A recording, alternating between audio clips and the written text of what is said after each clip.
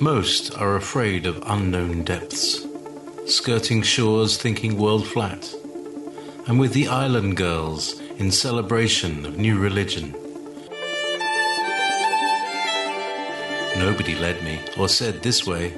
I sailed alone on makeshift raft with wind as companion.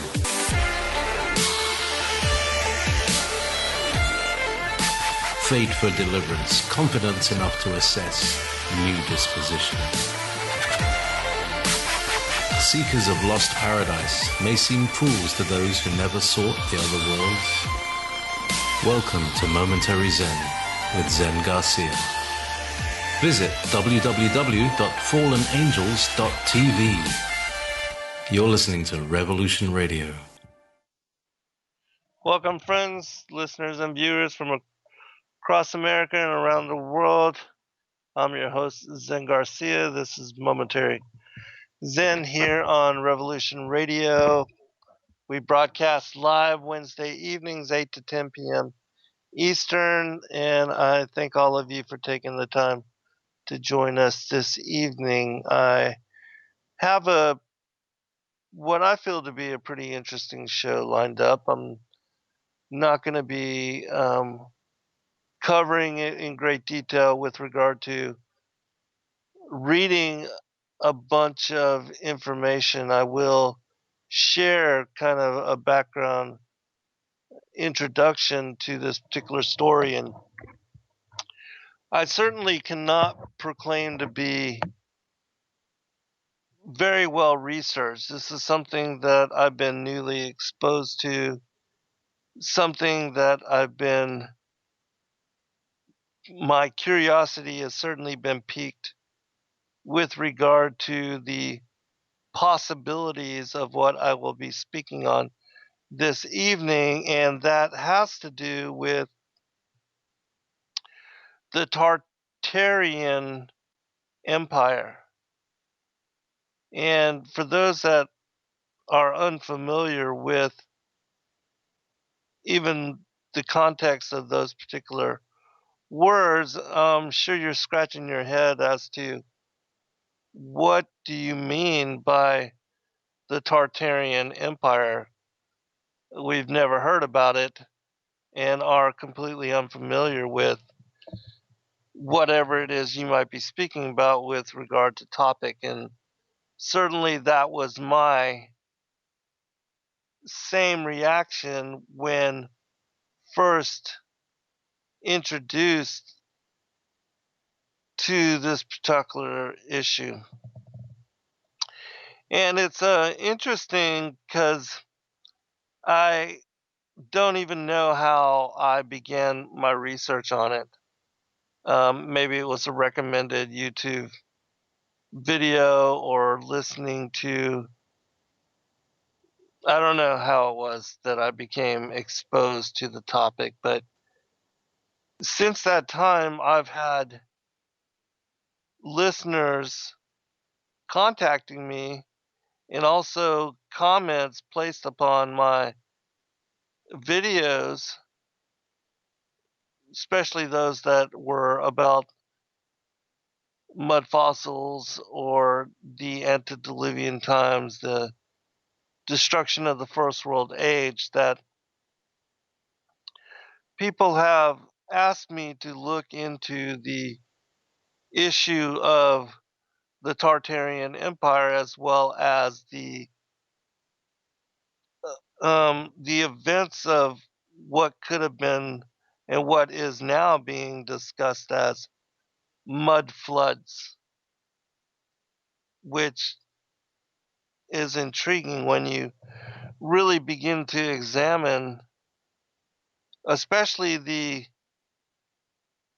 photographs of cities spread across the world, that I guess photography was really just coming into its own at that particular time in the, I don't know, 1800s, 1850s, 1860s, thereabouts, that photography was still kind of a new phenomena, and that there are these old photographs of all of these different cities all across the world that seem to show in evidence that many what seems to look like very modern and advanced architecture, that all of these cities were somehow submerged.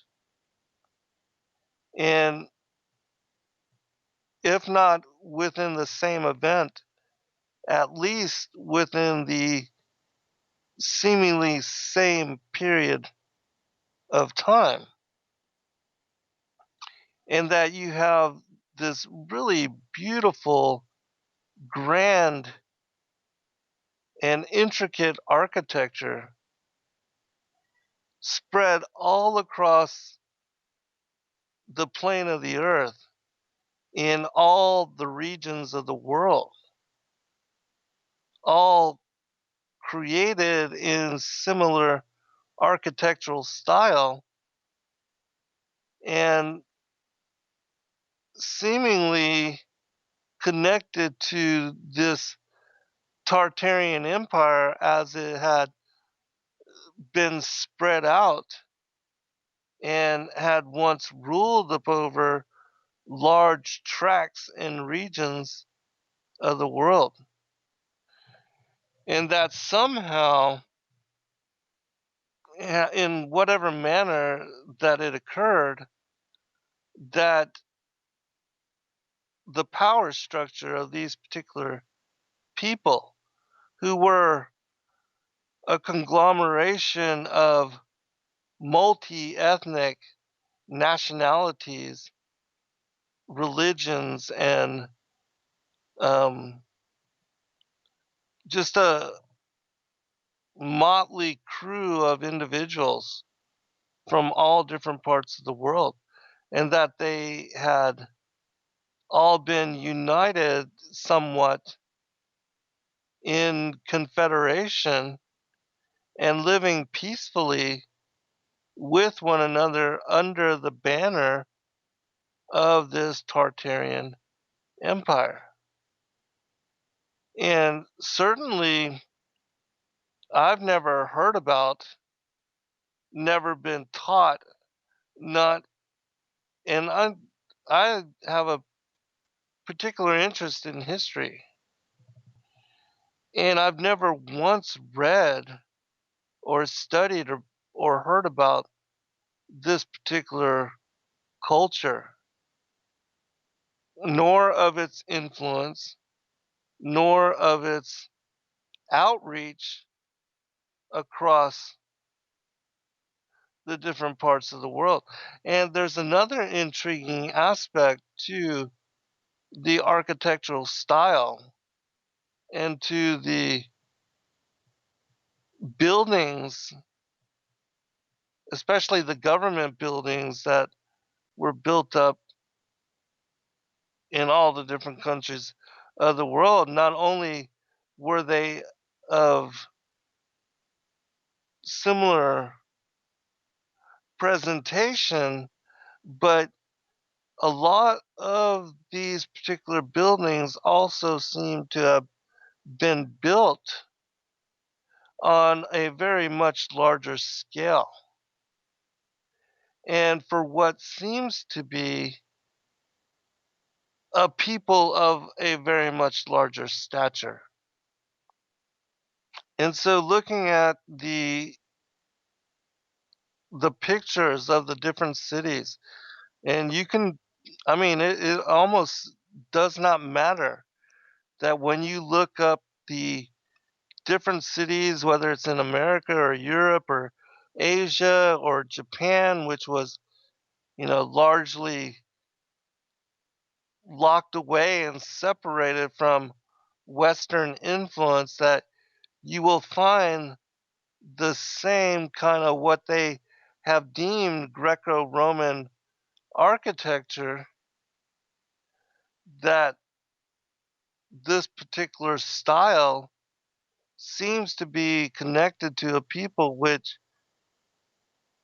history has expunged from memory, and that there was this almost like the what seems to be in the mythologies as the survivors of the Atlantean culture and mother civilization, that for whatever reason, even in the ancient times, that these people in diaspora spread out and went to many different regions of the world, and that they did so in order to preserve, to share, and to influence these other, what were seemingly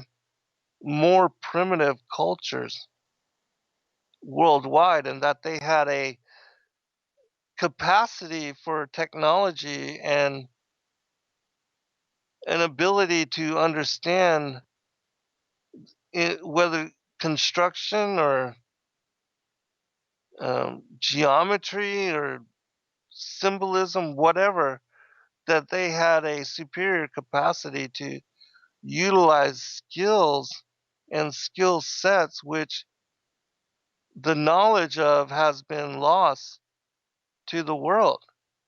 And so I do invite people to begin the study on this particular issue, and I can assure you that it will be an intriguing rabbit hole to begin to go down.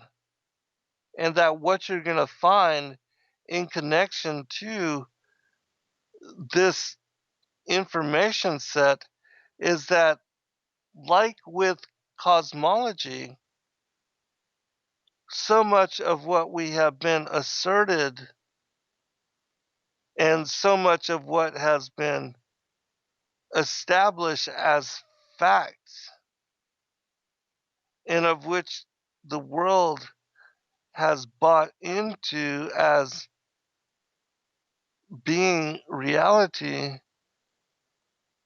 and information that would be truthful,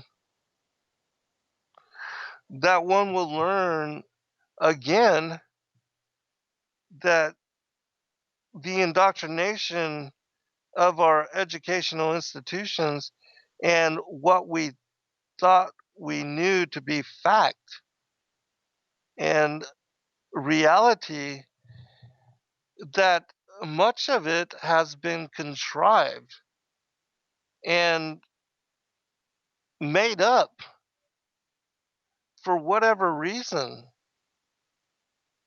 And I mean, it's only in speculation now that we can really even wrap our minds around why the deception, what is the point, and what are they covering up, and why is it so important to the elites of the world to expunge knowledge of these people and their cultural influence upon the different peoples and the different aspects of world history. It doesn't make sense. And it's the same kind of thing when people are confronted with the whole possibility that the helio-Copernican um, Darwinian model for explaining the evolution of humanity and our being here, and even not only who we are, but the kind of world we live in and upon. Why the lies? Why try to affirm the earth as a ball when there's obviously and easily determinable that there is no existing curvature. I mean, you can't even conceal the fact, and it doesn't take anything but going out and studying, looking at and examining, doing a laser test for yourself, or seeing and confirming without a doubt that one can see a monument or cityscape or whatever, even the sunset on water, that there will be an unbroken line from where the sun is setting over the ocean to the viewer on the beachhead, that there will be a pillar of light, an unbroken pillar of night, which will extend from wherever the sun is setting, disappearing from view and reaching the vanishing point, to where the viewer is located on the beach, that there will be a dancing trail of, you know, like a thousand diamonds dancing on the waves of the ocean between you and the sun wherever it's going down. And that unbroken stream of light confirms to us that the water that the sun is setting above, and which we are able to see it all the way to where the point of vanishing is located, that there is no curvature between you and that point on the horizon. And even the properties of water completely negate the possibility of it pooling or gathering together and settling in a curved form. Water cannot adhere to a ball. It must be always contained within a basin.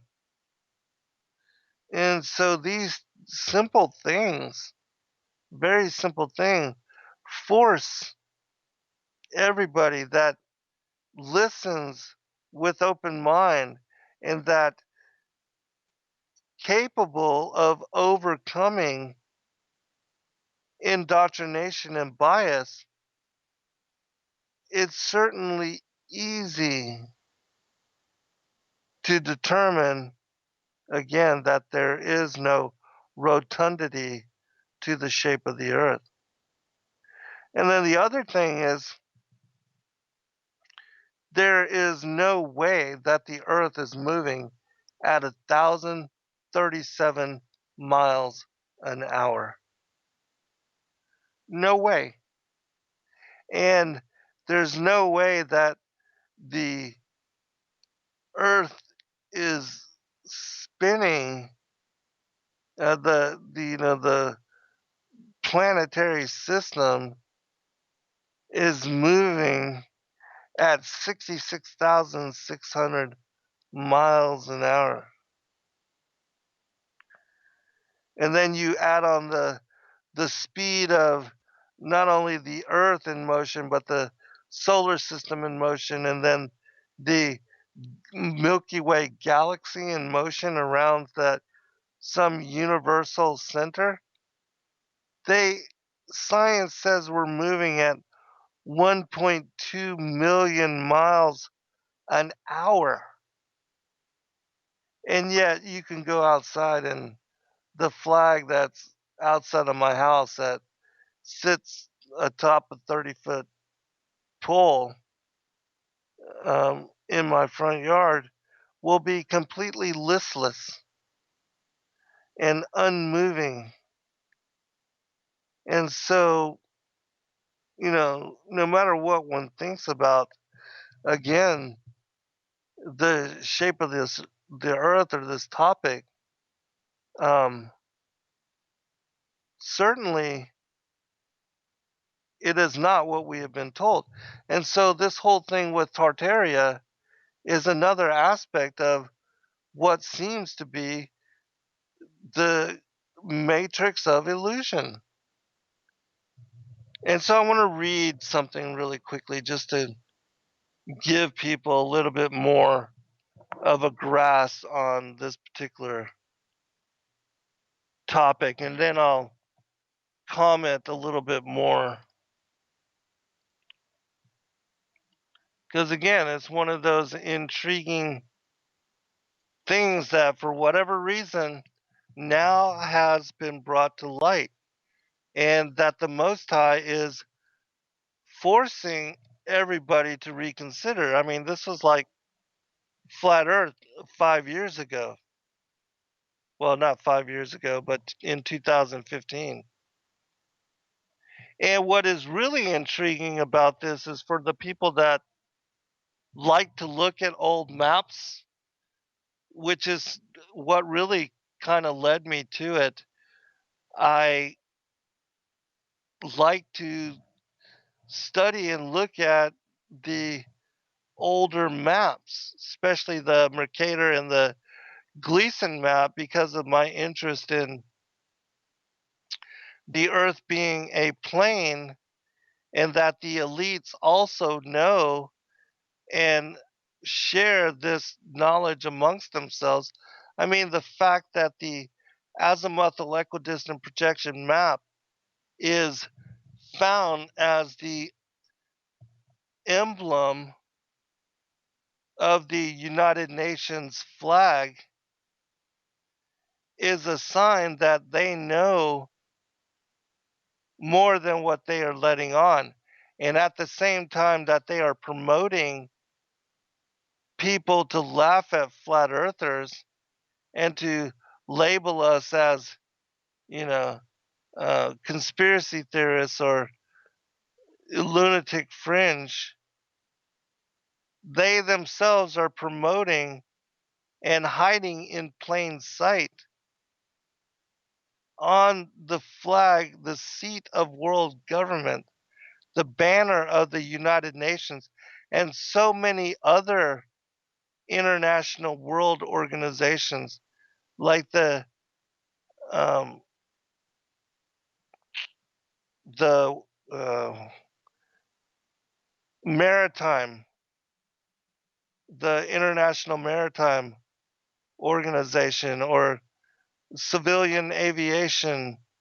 Um, these different organizations also have included within them the same posture, the same orientation of the continents of the world spread out in circle around the North Pole as center of the earthen plane. And so this isn't a conspiracy theory, this is a conspiracy reality. And there's an individual that I've been listening to with great interest of late. His name is Max Egan. I find him to be a very well researched individual. There, of course, are some things that I have difference of opinion um, with him. The first and foremost being that he believes humanity will be able to save us from the New World Order, and that's simply not going to happen.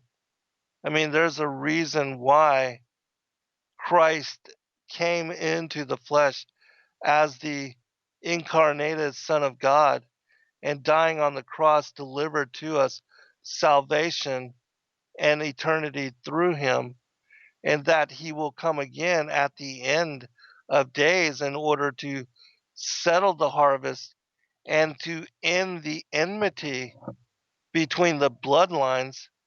Because here's the other aspect of that I have disagreement with him on, and that has to do with we are not all the same, that there are here with us as the children of Adam, the children of Cain, the seed of the serpent, and that they are the sons of perdition, the children of Belial, the progeny of the devil, which propagate and perpetuate evil, and that work through secrecy and blood oath behind the scenes to cause and stir up chaos, and through controlled opposition to pin minorities against one another in order to advance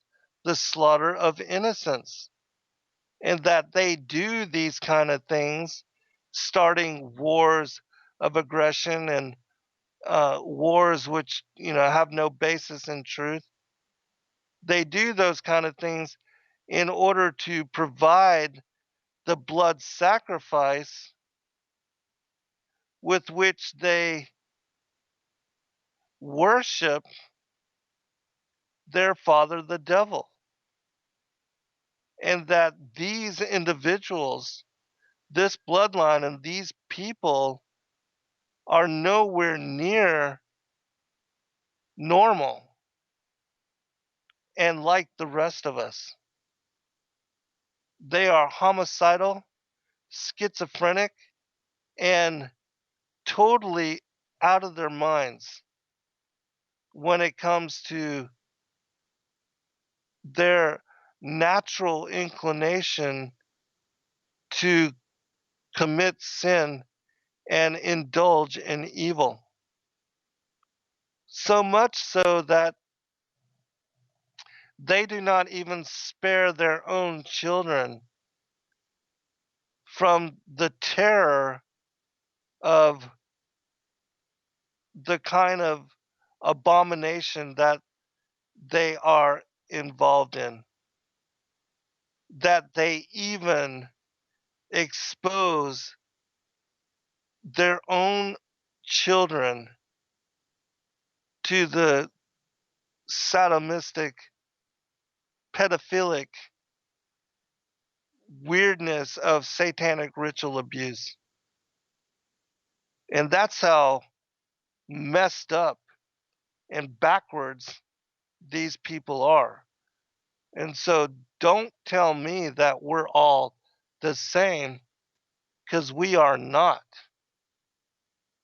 And for those that choose to believe so, well, you're missing the whole point of why it is that even now evil rules in this world, and how it is that such rule will continue, and that it would be ongoing until every member of the human race was wiped out. That Christ said, unless the days be shortened, there should be no flesh left. And so, while I believe you're a most excellent researcher, Max Egan, this is the one thing that you are missing. And that once you open yourself to the possibilities of what I teach as far as the bloodlines, then everything will click in to play for you. And it will become clear more so than it already is. Because there is a war ongoing even now, and it's not just an information war, but it's a war for the lives of our children, the minds of our children. And we have living here amongst us as the normal, humane, we wish to extend our liberties and freedoms to all people everywhere, and to pray and to hope and to wish that everybody had chance and opportunity to grow up in an environment where they can be nurtured in love and peace. That's totally not what the elites want for everybody. They, ruling with impunity, want to be able to slaughter the masses at will and for no reason at all, simply because they wake up and feel like, they want to have a blood sacrifice. And certainly that's what their religion is all about. And that's another aspect of what we don't understand in the world, is that there is this group of psychopaths running everything that have such power that they print the money that is loaned to the governments of the world, and which these governments pay interest upon. How are you going to overthrow such power structure when most of the world does not even understand the Ponzi scheme of the Federal Reserve System or of central banks? And they are not intelligent enough to grasp and to make sense of the charade that is being pulled upon them daily, and which they participate willingly in the mechanics of that penitentiary system we call life. How are you going to free them from the bondage of such institutionalized slavery when they don't even see it as slavery at all? They think they are as free as can be, and that life is, just a beautiful blessing.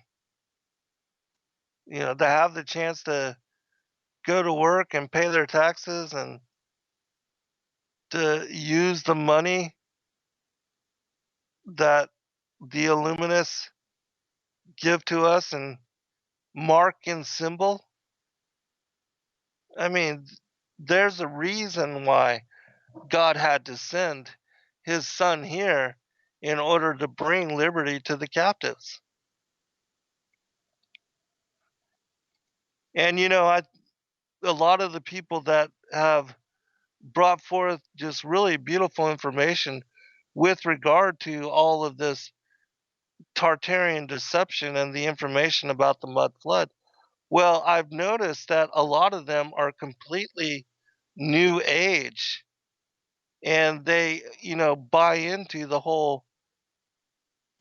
the Anunnaki are our creators, that the Sumerians established bases on the moon and Mars, that the planet Nibiru is their home base, and that they're coming to save us from ourselves, that they're going to reinstitute this golden age. And I'm sorry to say that that's just not going to happen. These beings are the fallen angels that were cast out of the heavens that rebelled against the Most High so long ago. And it's these powers, principalities, these rulers of darkness, wickedness in high places, they are the demiurge, the power structure, the archons, which are ruling from behind the scene. Satan, the adversary of man, is the eye at the top of the Illuminati pyramid. This spiritual war of which the Bible speaks about is the reality that we are dealing with. And yet, so many people are going to miss that as well. All right, but back to Tartary. So let me just read this really quickly because I want to share uh, a note from the CIA too that speaks about this, that gives credence to how there's an organized effort by in my opinion, the children of Cain, because they are the hidden hand that always expunges whatever truth it is that they're trying to hide, even like with their own existence and their connections to the fallen angels, and that the fallen angels are demonic entities and not extraterrestrial beings from somewhere out there. They've been banished here with us since even before we arrived on the scene. But, people that are interested in this and that want to know more, please do explore my work because I make all of this freely available. And I help you to grasp the underlying connections behind all these things so that you can make sense of the bigger picture. And this is just another part of the aspect of making sense of the underlying truth of all things. But, anyways, it says Tartary, a vast country in the northern parts of Asia, bounded by Siberia on the north and west. This is called the Great Tartary. The Tartars lie south of Muscovy and Siberia are those of Astrakhan, Circassian, and Dagestan, situated northwest of the Caspian Sea. The Kalmyk Tartars, who lie between Siberia and the Caspian Sea, the Uzbek Tartars, and Moguls, who lie north of Persia and India, and lastly, those of Tibet, who lie northwest of China. This is the Encyclopedia Britannica 1771. And so when you look at some of the old maps from like between the 1600s and the 1800s, you'll see this massive empire of Grand Tartary that also shows within its expanse and part of its colonial outreach that it was also in control of and had established connection and rule over the southern parts of what are now the United States of America. Not only just these southern parts, but all the way from New York, Massachusetts area down the East Coast, all across the southern border region from Georgia to Arizona and California, upwards along the western portions of what is now, the western seaboard, that they had popularized and also established cities in the same kind of architectural style that we see spread all through this Grand Tartary region of Europe, Asia, and the Far East. That we see, you'll find this particular architecture even in places such as South America, Japan, and other far off places. And that supposedly the only reason that they did not move into the interior of the United States, but remained along the coastal regions, is because the red-haired cannibal giants were living in the interiors and all up and down along what is the mighty Mississippi River and the trade routes of that river as it extends into and all along the tributaries that are connected to it in the interior of the United States of America.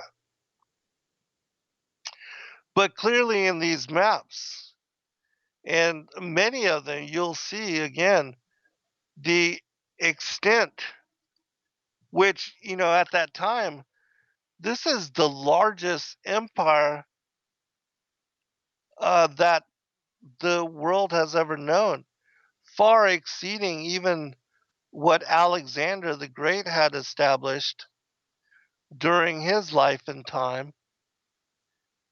I mean, we've never had an empire, and this was supposedly also established by Genghis Khan, and that this particular culture and civilization had spread all across the world, but has been expunged from knowledge of those particular cultures and civilizations, which,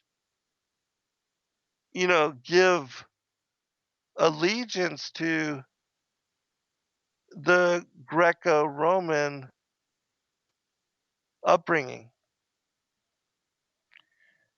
And so here is the CIA document that speaks about this, which this should be intriguing enough to pique the minds of, those of you that are seekers of truth that may not have been interested at all in examining what I'm talking about this evening.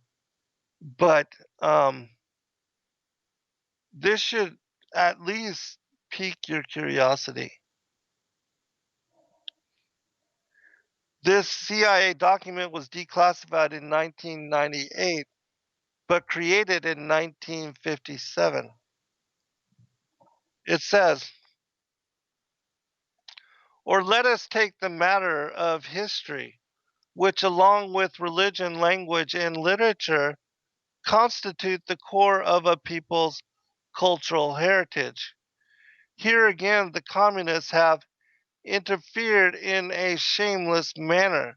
For example, on the 9th of August of 1944, the Central Committee of the Communist Party, sitting in Moscow, issued a directive ordering the party's Tartar Provincial Committee, quote, to proceed to a scientific revision of the history of Tartaria, to liquidate serious shortcomings of the history of Tartaria and mistakes of a nationalistic character omitted by individual writers and historians in dealing with Tartar history, end quote. In other words, Tartar history was to be rewritten, let us be frank, was to be falsified in order to eliminate references to great Russian aggressions and to hide the facts of the real course of Tartar Russian relations. And this was no isolated case. In every Muslim area within the USSR, historians, on orders of the Communist Party, have rewritten history to distort the facts so that the Russians appear always in a good light. Needless to say, histories which present the facts truthfully have been withdrawn and destroyed so that the present and future generations of Muslims are forever denied the chance of learning the true facts of their nation's past.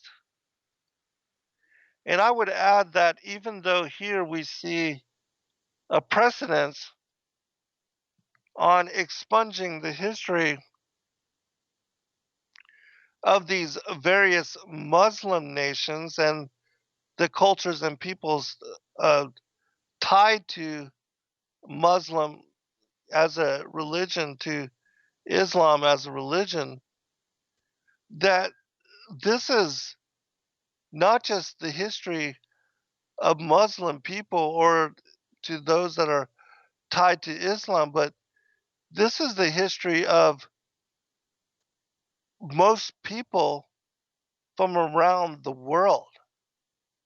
And so it's not just their history which is being swept under the rug and disappeared in evidence from the annals of history, but this is our history, mine and yours, the ancient Americas.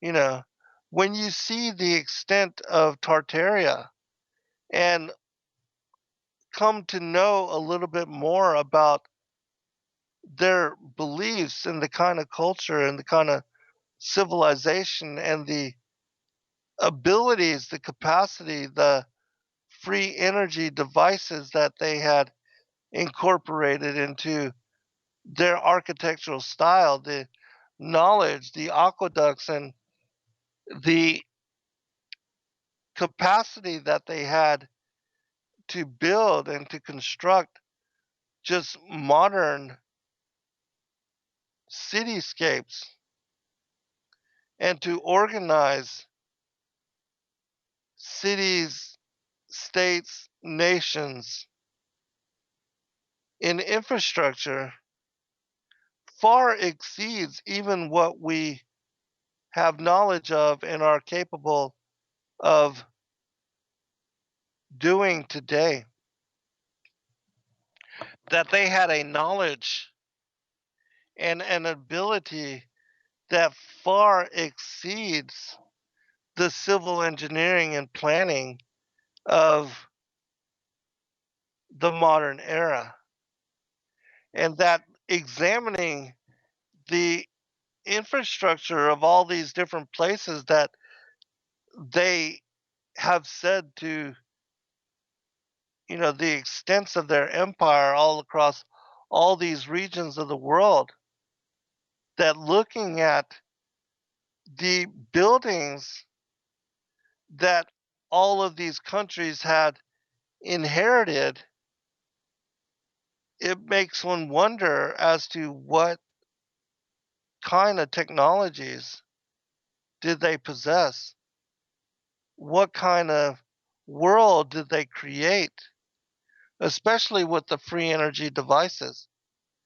Considering how so many in this day and age struggle to survive just by having to pay energy bills to survive comfortably in the heat of summer, in the cold of winter, how much money, effort, and time every individual has to put forth in order to generate the income just to live and survive within the matrix of this penitentiary system.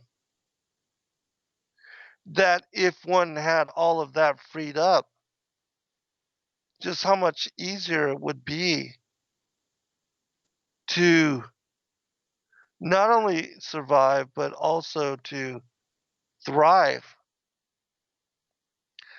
to not have that burden placed upon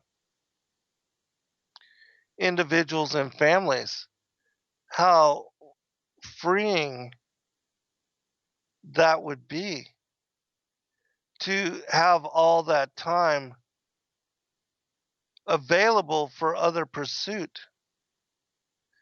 What people could do with raising their own food and taking care of their families, or raising cattle, or surviving off of the land, how much easier it would be for them, and less stressful, and also beneficial with regard to health, in growing your own food, taking care of your own needs, working with the land, and having a physical interaction with the earth in that manner, teaching your children to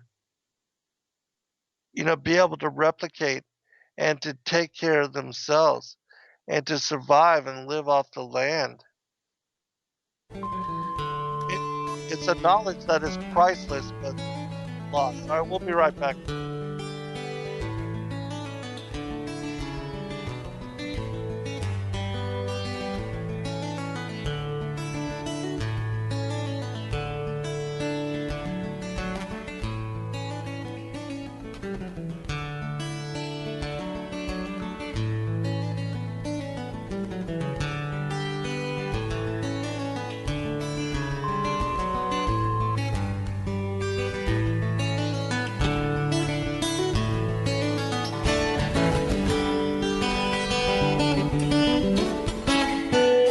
Listening to Revolution Radio at freedomslips.com, and we'll be right back after this message.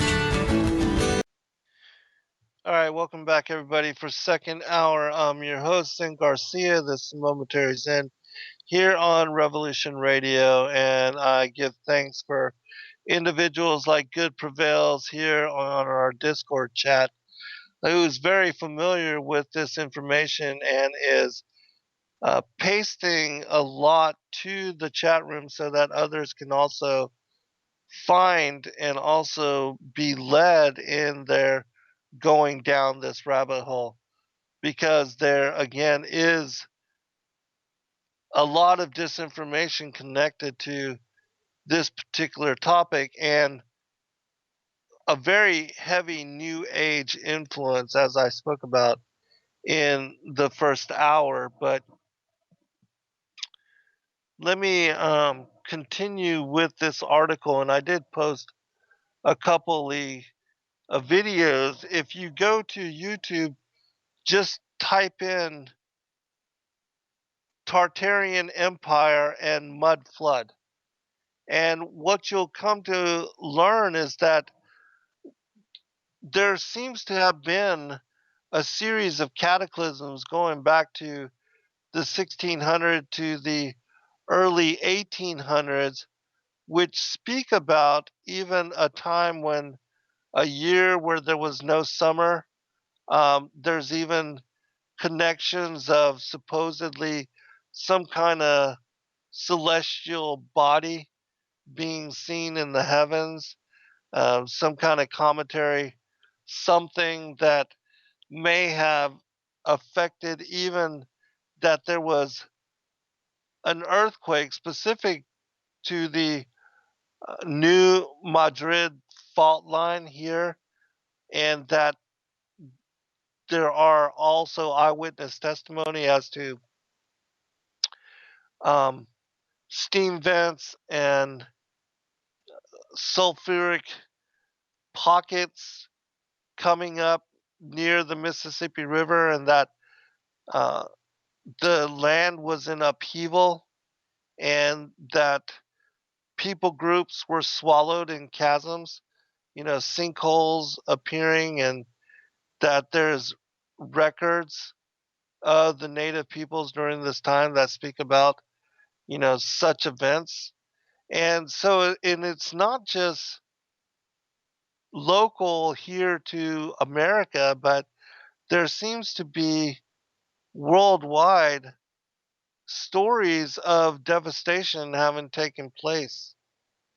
And what is intriguing about this whole idea of there being some kind of weird, anomalous mud flood that, some of these cities and some of these buildings that seem to have been, again, established by the Tartarian Empire across the world previous to these particular events unfolding, that they were buried, you know, to 20, 30 feet in mud.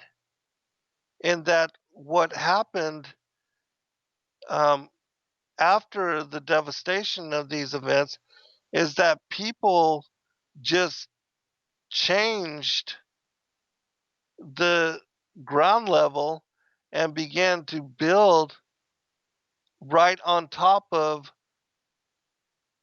all of this mud that had settled into these particular regions. And that, again, these particular cities and buildings are found all over the world.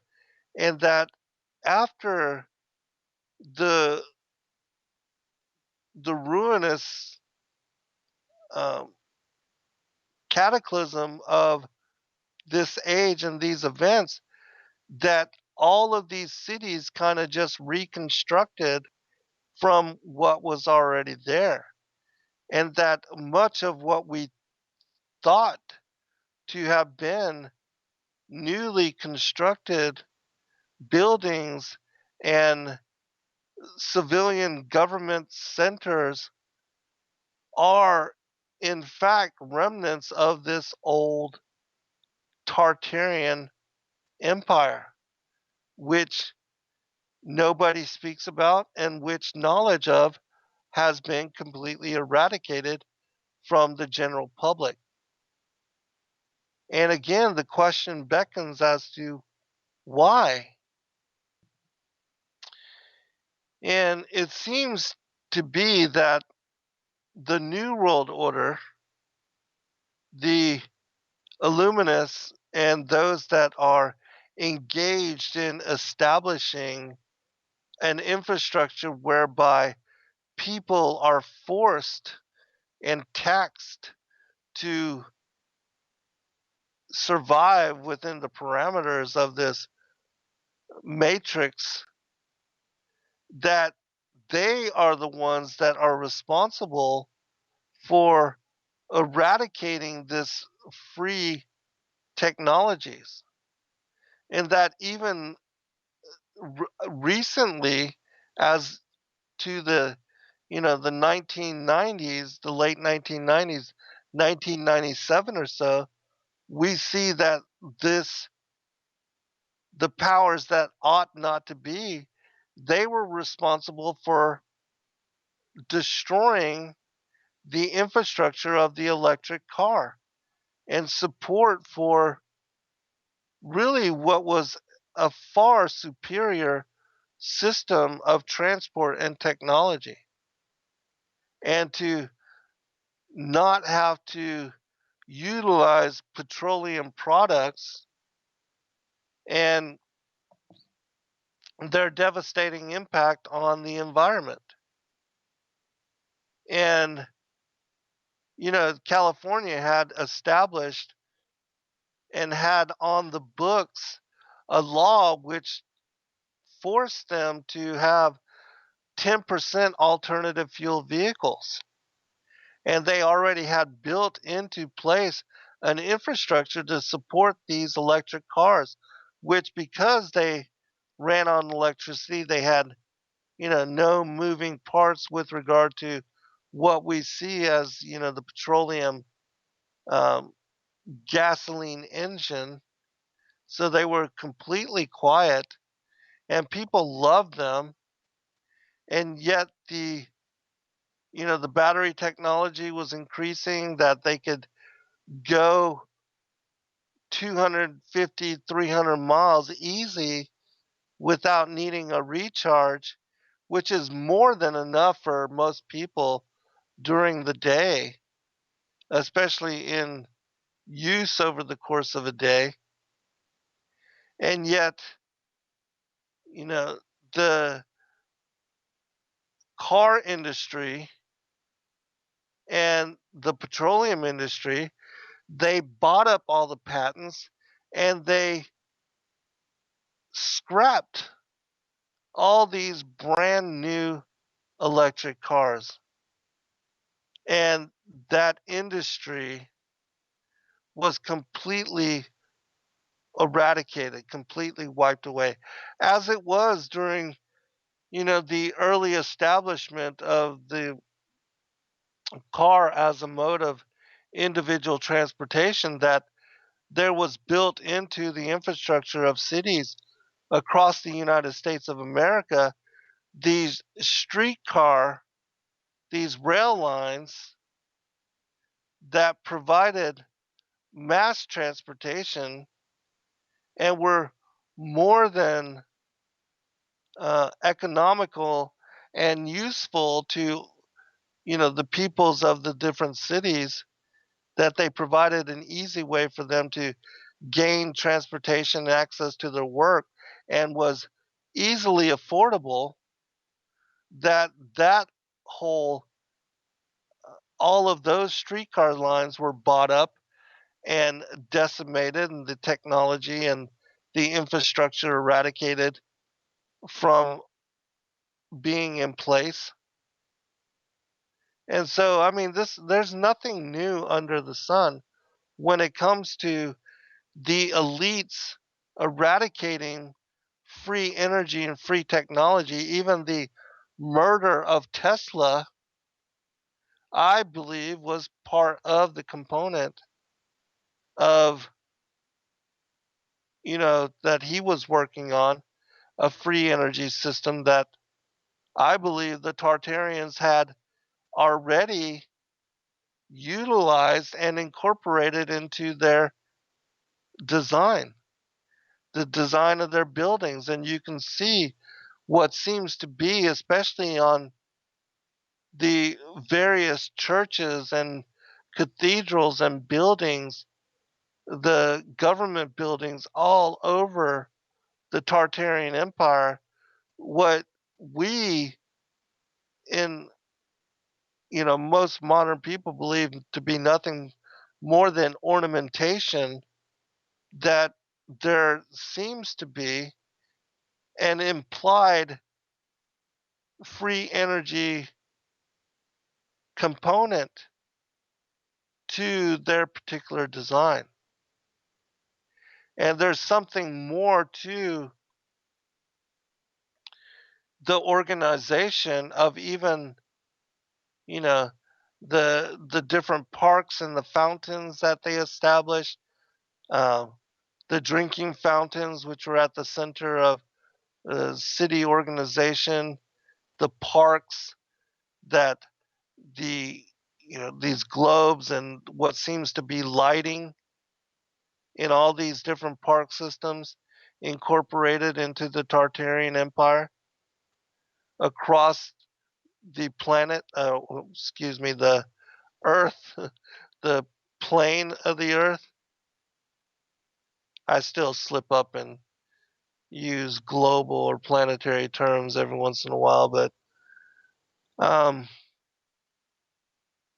and so there's more to the story than what we are being told and what we are privy to.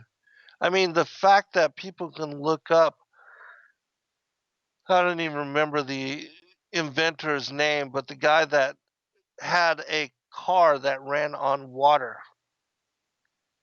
and that he had created this technology to establish vehicles that ran on water, that he was poisoned and his technology also disappeared. Even diesel, Rudolph Diesel, who created the diesel engine to run off peanut oil or any kind of oil that farmers you know, anywhere in the Americas, that they could create or fabricate corn oil, vegetable oil, whatever kind of oil, that Diesel had created an engine to be utilized in such manner by the farmer, and yet he was found face down in a pond as well. And his engine didn't come out and wasn't released to the public until there was a petroleum based product, diesel fuel, for people to utilize within it. And the crazy thing is that these diesel engines can be utilized even now on, the grease and the byproducts of these fast food industries, these restaurants, and that they could be run off of these oils and waste products, which these restaurants usually pay people to come and take away. And so, I mean, that's just further confirmation as to the original intent of the design and to the freedom and the liberty that Rudolf Diesel was providing, giving to the world during that time, to not have to use petroleum based products. And yet, the industry found a way to eradicate his design and to skew it so that, people are forced to purchase and to pay for product in order to utilize such design and technology. It's completely, I mean, and that's why it's going to take the Most High coming to end the whole scheme of the New World Order and the power and the control and the money and the wealth and the influence that they have over humanity, fate, and destiny. Because up to them, they would murder anybody that had a good thought, a good idea, in order to keep substandard the technologies available to us. And they don't care at whose expense. The environment, our children, uh, adults, individuals, the animals of the world, they don't care at whose expense it is. As long as the profits continue to roll in. And so, giving that they will put profit over the health and well being of the people, the creatures, and the environment itself, one can understand why it is that the Most High God has established hell as a place of punishment for such individuals. That anybody that would put profit above people, above the suffering of individuals and nations, and even the sufferings of a world, that these kind of individuals do not deserve to have their joy continued at the expense of everybody else. And so,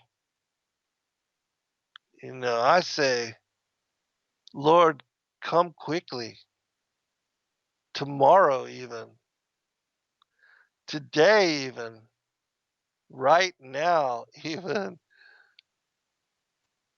Because those individuals, the New World Order, Satan and the rebel angels, and all those, their progeny and the children that join them in blood oath, that involve themselves in victim and child sacrifice and the slaughter of innocents and the rape, pillage, and ongoing plunder of people and nations, There's going to be a rude awakening one day for all of you.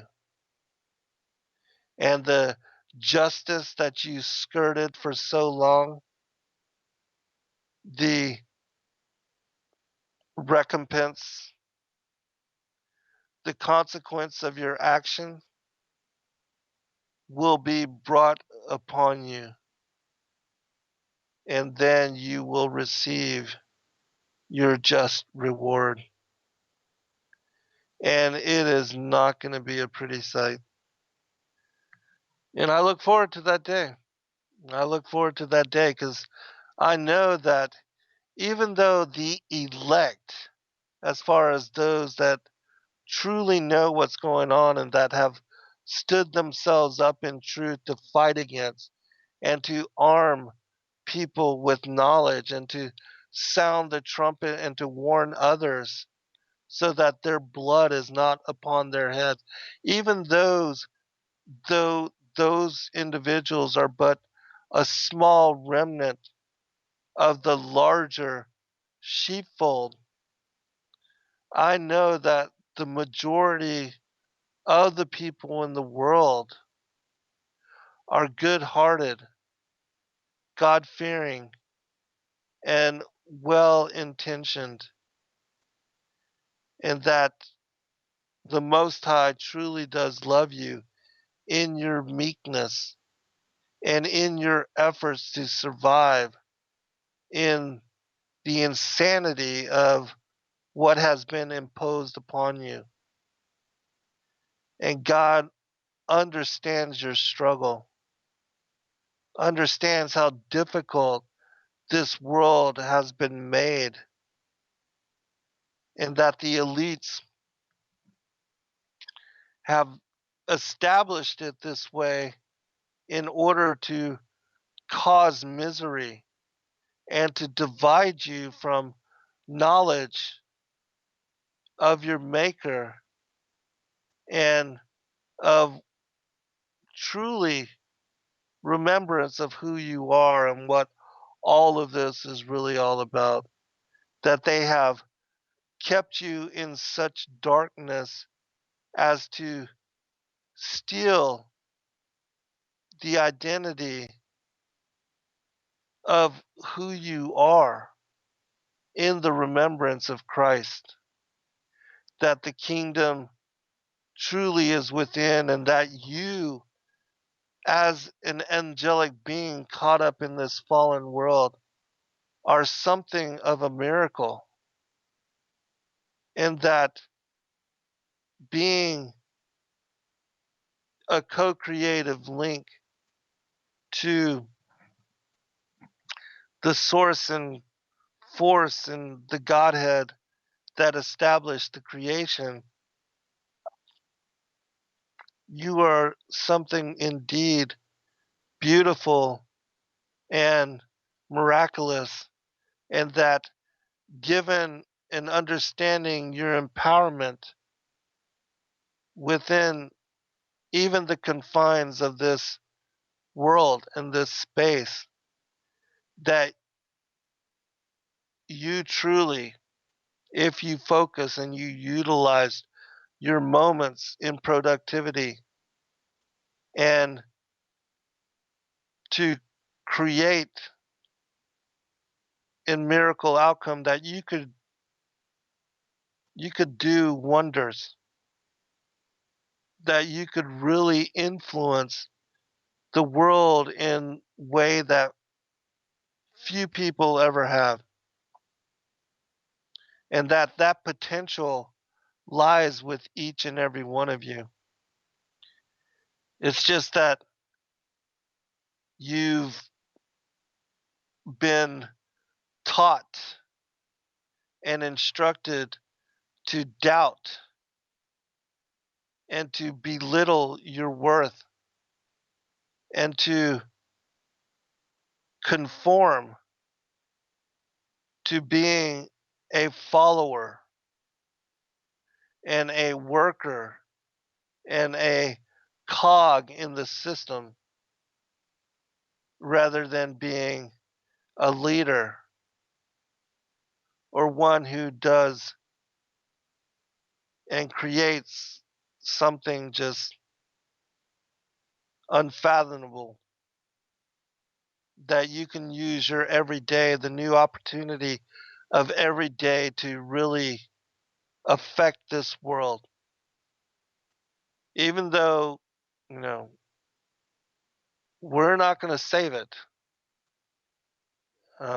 It's going to take Christ to do that. But still, I'm not saying give up or surrender. You know, battle and fight till the very end and do what you can. I'm not saying at all to, you know, bend over and take it or to lie down and let it all just fall on top of you. Do what you can. Use your every moment to fight against this evil and to out what you know about the designs of the New World Order and the insanity that they have established as matrix for basically leading away and keeping people astray and ignorant of their connection to the kingdom. Okay, I need to get back on topic. And so, looking at, let me read just a little bit more. As far as this, the Tartarian Empire, continuing with this article, it says the other reason why I think Tartary had to be multi-religious and multicultural is its vastness during various moments in time. For example, in 1652, Tartary appears to have control over North America.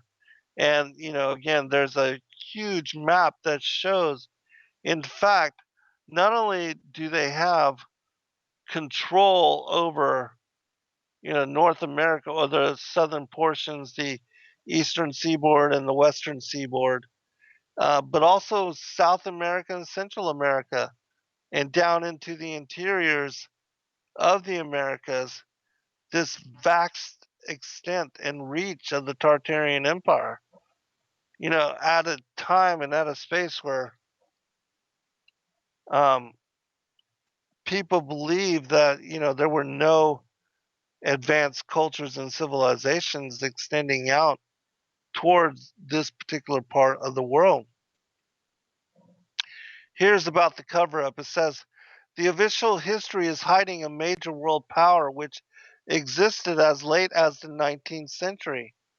Tartary was a country with its own flag, its own government, and its own place on the map.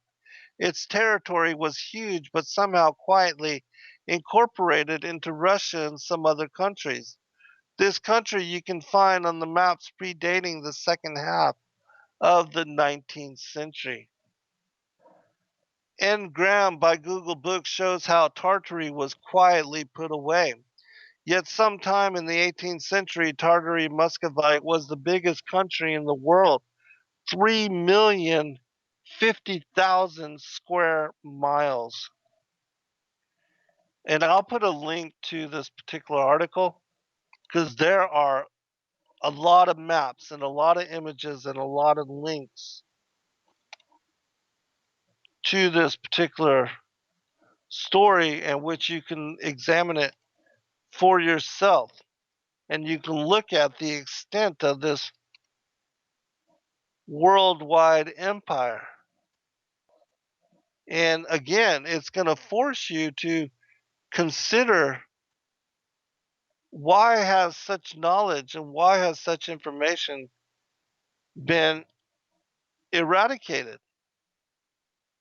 what is behind the cover up. And again, it's my opinion that these particular people were very advanced in technological means, and that they also are said to have been the survivors of what was the Atlantean Empire and the high technologies that they had back then.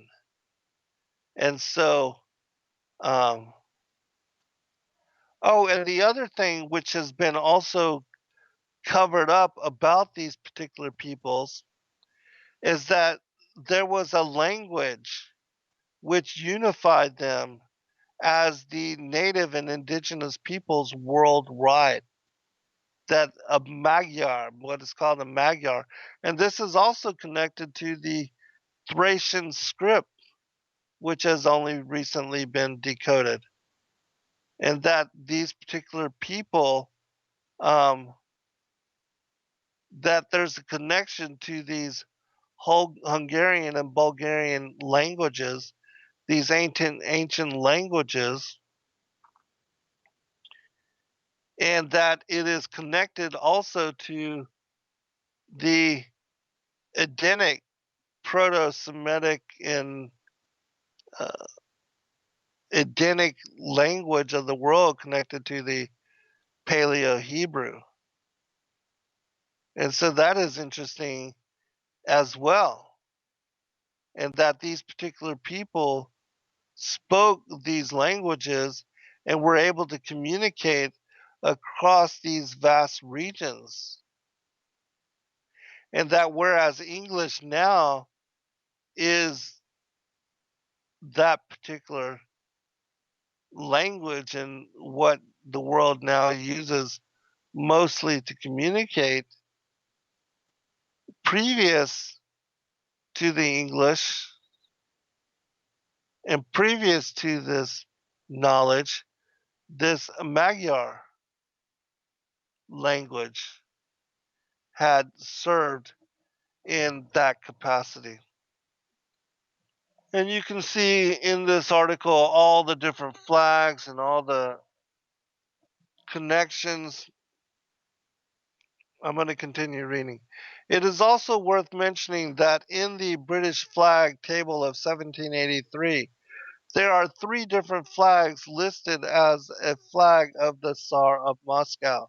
There is also an imperial flag of Russia, as well as multiple naval flags, and all of them are preceded by a flag of the Viceroy of Russia.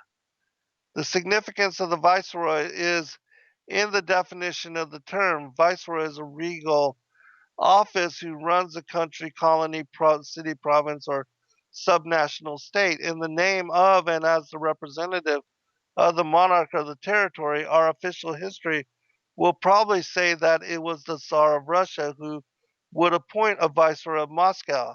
I have reason to doubt that, and why is the flag of the viceroy of Moscow positioned prior to any of the other Russian flags? There's a growing opinion in Russia that the French invasion of Russia played out according to a different scenario. The one where Tsar Alexander I and Napoleon were on the same side. Together they fought against Tartary, essentially France and St. Petersburg against Moscow, Tartary, and there's a strong circumstantial evidence to support such a theory. The capital of Russia was St. Petersburg, yet Napoleon chose to attack Moscow. Why? It appears that in 1912 there was a totally different recollection of the events of 1812. How else could you explain the commemorative 1912 manners honoring Napoleon, and specifically the one with Alexander I and Napoleon on the same medal? The below medal says that something similar to strength is in the unity, the will of God, firmness of royalty, love for homeland and people. And so, you know, there are suggestions that even the wars of 1812 and others, that were in fact against the Tartarian Empire, and that even the Great Wall of China was built by the Tartarian Empire during what was their waning strength, and that they had established that wall to keep China from invading their territory. And so there's definitely some anomalies with the history as it played out, also the destruction, the cataclysm of the events leading up to the wars of 1812. That, again, there's the mud flood stuff, and uh, just a lot of things that we don't know that we have to reconsider when examining the possibility of this particular culture and civilization has having existed during that time. Similarly, between Russian and French uniforms, there are more different uniforms involved, but the idea remains that they were ridiculously similar. There was one additional combat asset officially available to Russians in the War of 1812, and that was the militia. It does appear that this so called militia was in reality the army of the Tartari fighting against Napoleon and Alexander the First. Russian nobility in St. Petersburg spoke French in the 18th and 19th centuries. The general explanation was that it was the trend of the time and fashion.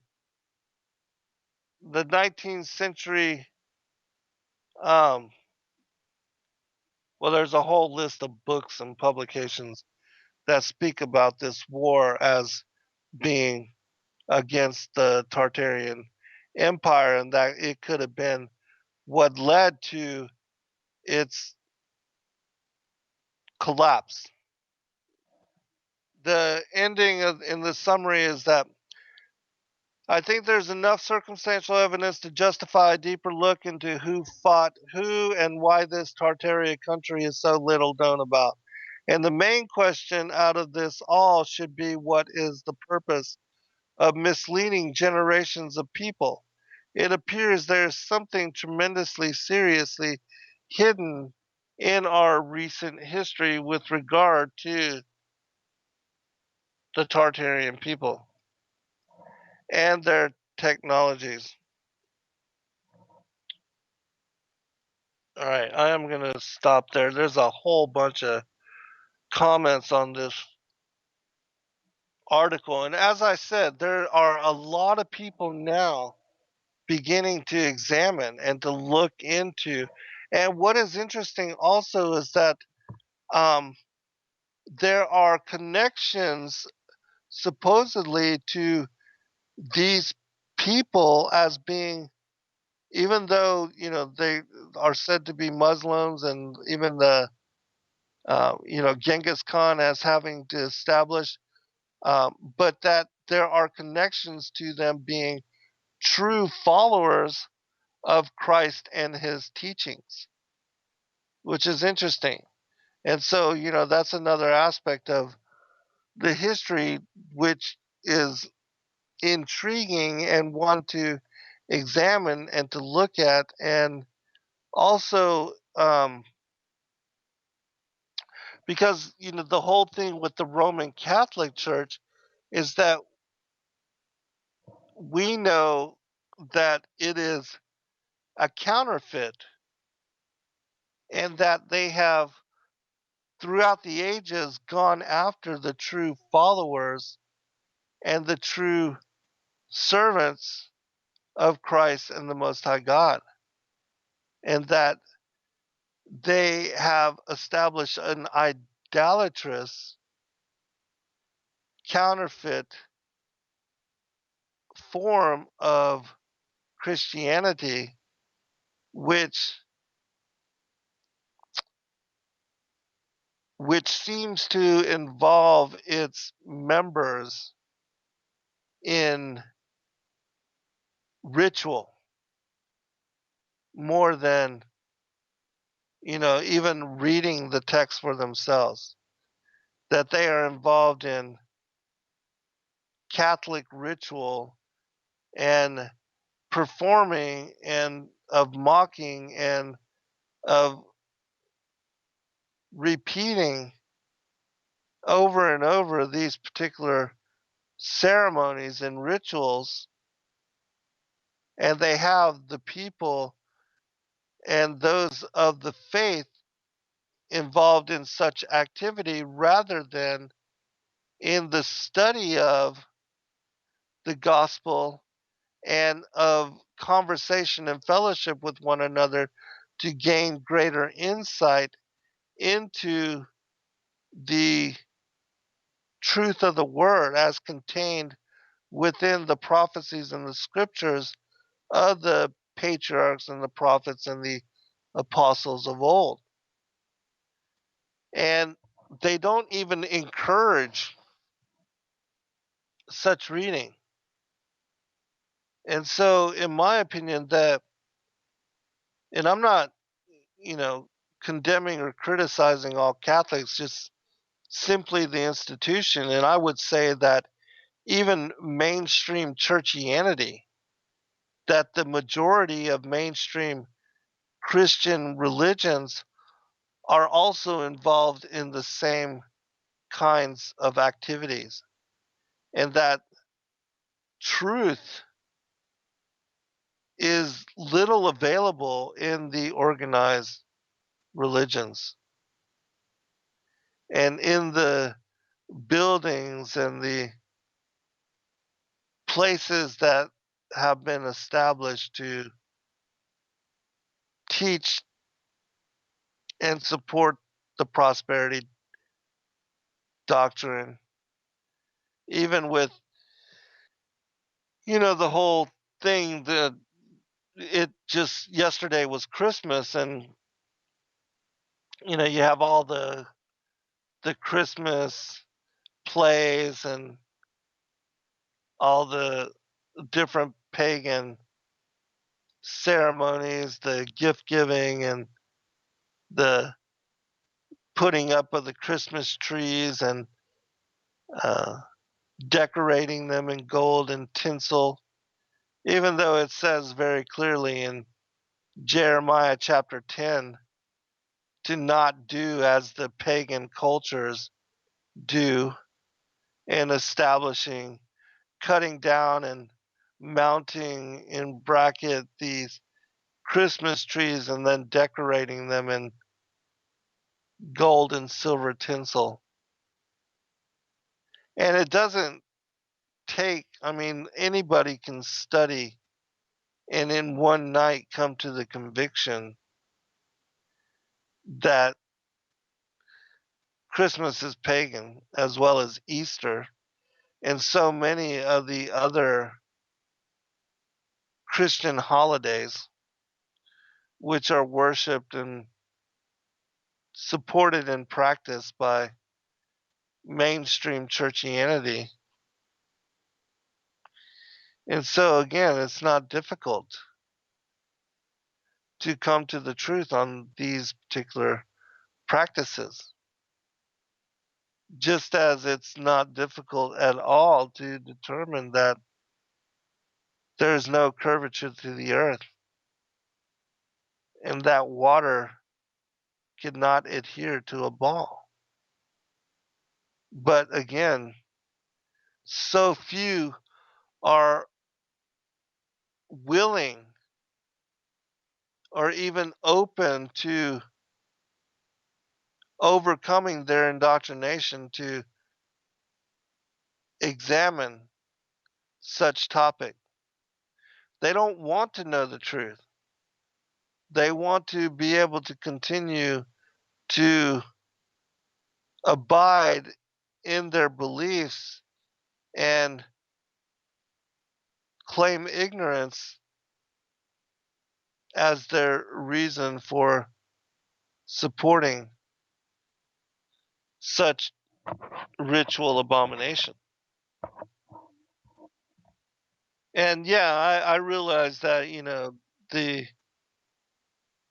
the Christians aren't sacrificing children or, involving themselves, I would hope not anyways, into these mass sexual orgies because a lot of these Saturnalia festivals connected to the celebration of the winter solstice, that's what they did. And yeah, that's not what Christians are involving themselves in.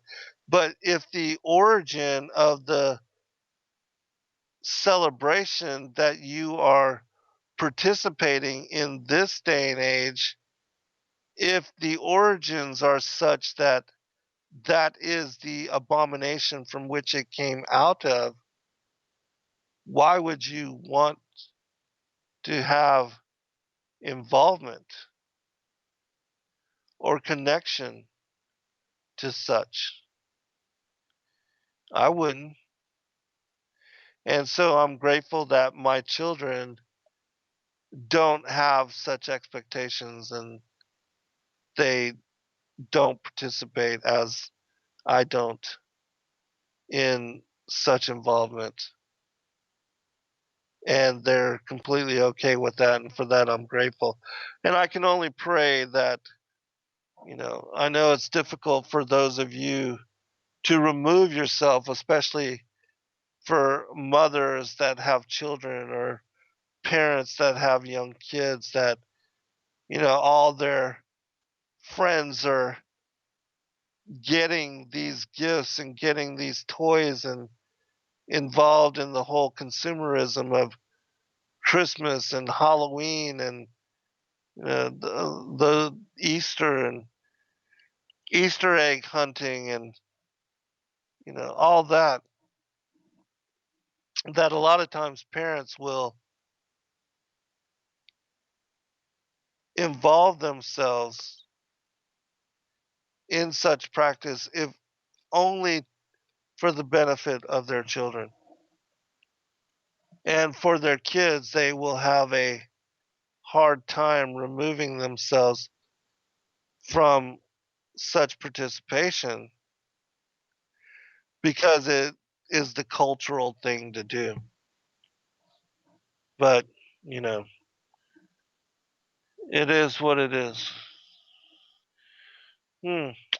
Thomas Sayer says that he's reading a book titled 1421, The Year China Discovered America. Interesting.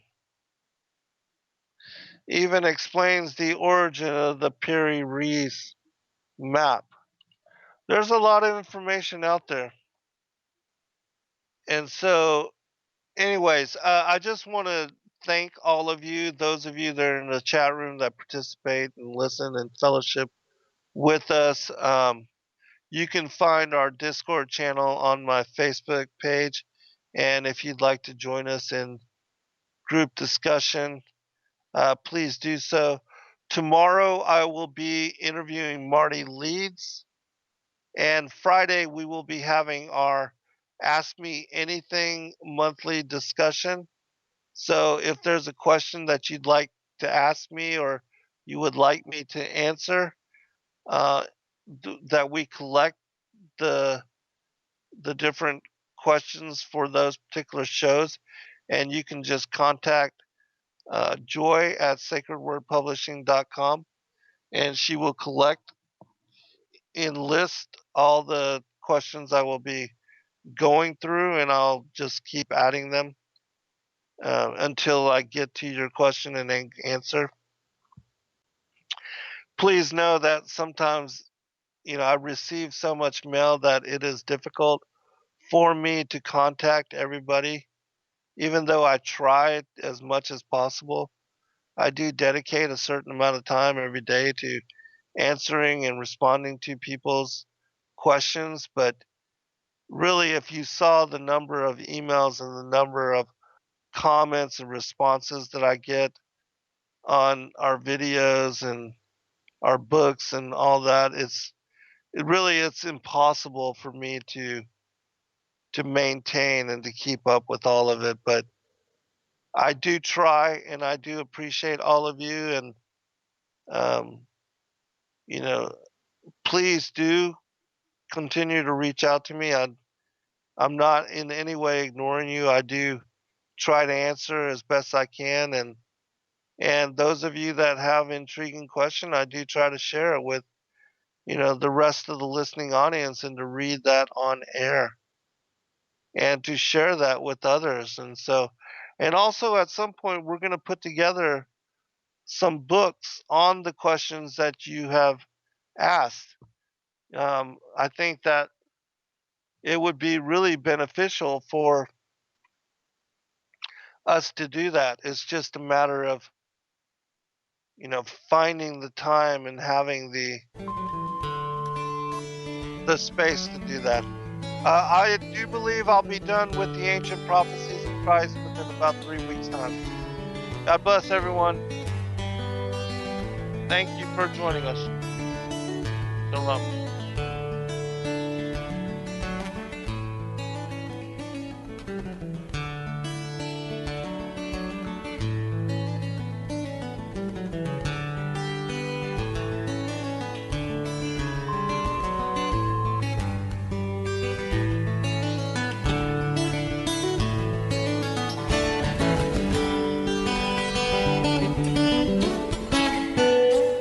Revolution Radio at freedomslips.com, and we'll be right back after this message.